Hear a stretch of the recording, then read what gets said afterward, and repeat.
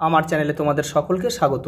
আজ আমরা class 3 Ryan Martin প্রশ্নবিচিত্রা থেকে ইংলিশের দ্বিতীয় পর্যায়ক্রমিক মূল্যায়নের চতুর্থ স্কুল সলভ করব।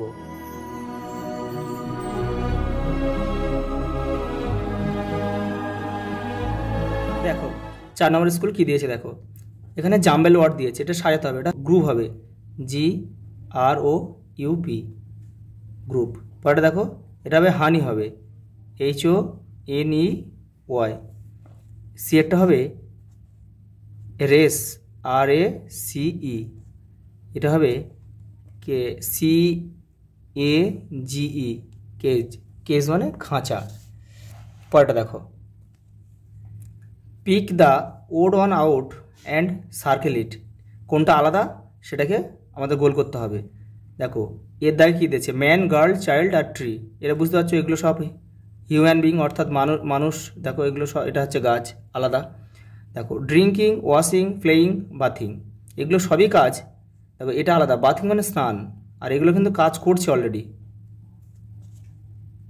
পরেরটা দেখো সি একটা উইংস, ফেদার, বিক আর মেন হচ্ছে কেশর, মানে যেটা এটা হচ্ছে স্তন্যপায়ীদের থাকে, আর এগুলো সব কিন্তু পাখিদের।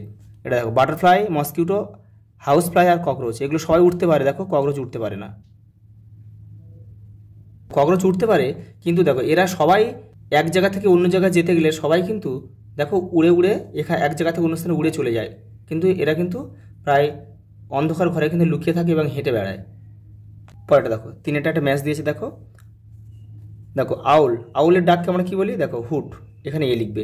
ডাক দেখো quack, pigeon coo, parrot talk. পরেরটা দেখো চারেরটা আন্ডারলাইন দ্য কারেক্ট অল্টারনেটিভ। দেখো the grasshopper was hopping about in a summer, গরমের সময় সে কিন্তু কী করতো, লাফিয়ে বেড়াতো। দেখো আনন্দ, দেখো তোমাদের টেক্সটের 45 নম্বর পেজে কিন্তু উত্তরটা রয়েছে, তোমরা দেখে নিতে পারো।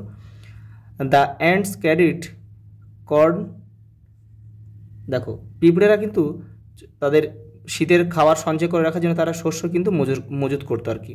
দেখো তোমাদের টেক্সটের 45 নম্বর পেজে রয়েছে উত্তরটা। দেখো এ কাকু ক্যান সিং সুইট নোট, কোকিল খুব সুন্দর সুরে গান করতে পারে, 59 নম্বর পেজে রয়েছে। দেখো এ butterfly is a most beautiful insect, 49 নম্বর পেজে রয়েছে। দেখো পরেরটা দেখো একটা প্যাসেজ দিয়েছে, দেখো পাঁচেরটা প্যাসেজটাকে তোমাদের খুব ভালোভাবে পড়তে হবে, পড়ে কিন্তু তোমাদের এই যে যে প্রশ্নগুলো দিয়েছে এখানে সেগুলোকে সলভ করতে হবে। দেখো প্রথম প্রশ্ন কী দিয়েছে, দেখো বলেছে write T for true and F for false statements in the given boxes, বক্সের মধ্যে লিখতে হবে কোনটা ফলস কোনটা ট্রু। দেখো peacock lived by the side of river, এটা কিন্তু ফলস হবে। দেখো এখানে বলেছে, দেখো the forest beside the lake, তাহলে এটা রিভার আছে, এটা ফলস হবে। এটাও কিন্তু হবে লেক, এটা লেক হবে।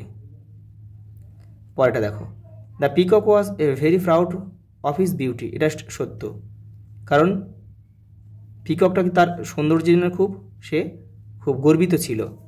এখানে লিখবে তোমরা F আর T। পরেরটা দেখো বিয়েরটা answer the following question, what did the peacock look in the water of lake, লেকের কাছে গিয়ে সে যখন জলে তার ছবিটা দেখতো তখন সে কী বলতো, দেখো there are look at his own reflection in the water, জলে তার ছবি দেখা যাচ্ছে। উফ what a beautiful bird I am, আমি কত সুন্দর পাখি। দেখো which bird has the most beautiful feather, সুন্দর পাখনা রয়েছে, পালক রয়েছে দেখো কোন পাখির, দেখো peacock has a most beautiful feather, ময়ূরের। পরেরটা দেখো সি এটা কী বলেছে, দেখো right opposites of following words from the passage. দেখো এই প্যাসেজ থেকে তোমাদের এখান থেকে এই অপোজিট ওয়ার্ডগুলো লিখতে হবে। আগলি মানে কুৎসিত, তাহলে আমরা লিখবো বিউটিফুল, এখানে রয়েছে দেখো বিউটিফুল, এখানে রয়েছে এই যে বিউটিফুল, এই দেখো বিউটিফুল, এটা লিখতে হবে BEAUTIFUL। পরেরটা দেখো অ্যাসিমড মানে লজ্জা পাওয়া, প্রাউড মানে গর্বিত।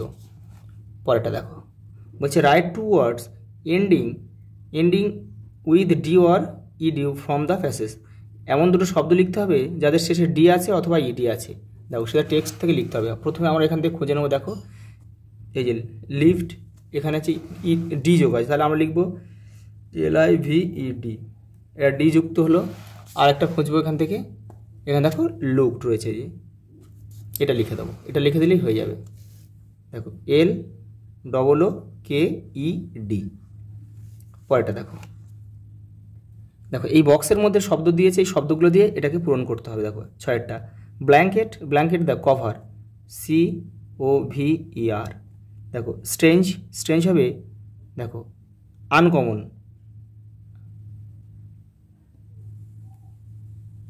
তাও দেখো স্কার্সিটি মানে ঘাটতি, শর্টেজ।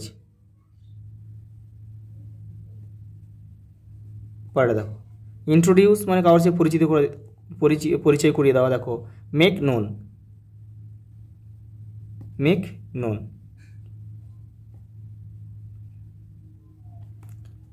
আজ এই পর্যন্ত, দেখা হবে পরের ভিডিওতে।